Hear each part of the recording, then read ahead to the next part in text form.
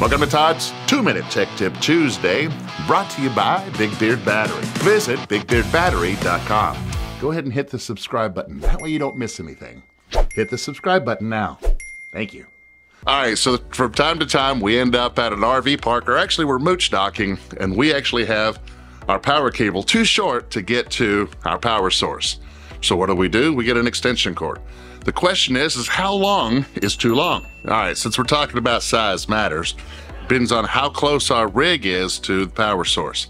And if we're looking at adding some type of extension cord or even another power cord onto the power cord that's actually existing with our rig, we really need to consider a few things. The first thing is we need to understand that electrons actually take up space. And of course, there's a weight to them. And so the longer the cable, the harder it is to actually push those electrons. Think about that poor teenager that's actually pushing all those push carts at your local grocery store. The more grocery carts that are there, the harder it is to move those. It's the same thing with electricity. Although we can't see it, that's what's taking place when we extend our power cord and we add an extension cord. The rule of thumb is to don't go above 100 foot if you're keeping the power cords the same thickness. What do I mean by that? Well, if you've got a 50 amp power cord and you buy another 50 amp power cord, the maximum length that we really want to use is 100 foot. And even with that, I'd be very cautious at actually using all 50 amps within my rig, each leg. Now, here's the consideration for a lot of us. When we pull up and we begin to mooch dock, we have that 50 amp power cord, and then we dog bone it down, which means we have a reducer, and now we're using an extension cord. Guys, that's recommended, huge no-no. No. Don't use an extension cord whenever you dog bone it down, because if you do, you're very limited on the power that you can use. You really have to look at that extension cord.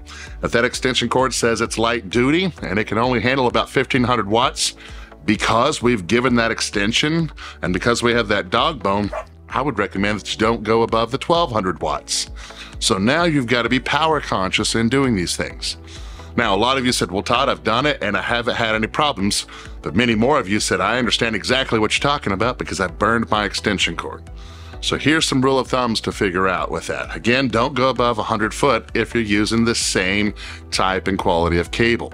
If you're beginning to dog bone down, again, keep it under that 100 foot, but really limit how much power you use. Again, think of that teenager pushing those carts, right? The more carts that are actually on there, the harder it is to actually move those baskets. It's the same thing with electrons, right? They get hot, they begin to melt. Where do you think that's going to take place? We all think that a lot of times it's going to be the breaker. Sometimes the breaker will flip, but most of the time it's at a weak spot where we connect them, where the dog bone is, and we begin to melt that dog bone. So just as a rule of thumb, keep it under 100 foot, and if you're going to reduce it, lower how much total power you're going to use. Rolling.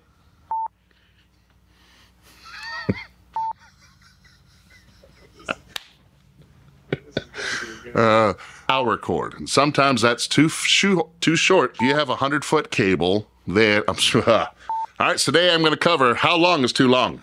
Dude, you really got to be concerned about. Right. All right, so that. I want to leave all this in. I really do. Guys, size matters. Yes, it does. And that's it for today's Todd's Tech Tip Tuesday. All right.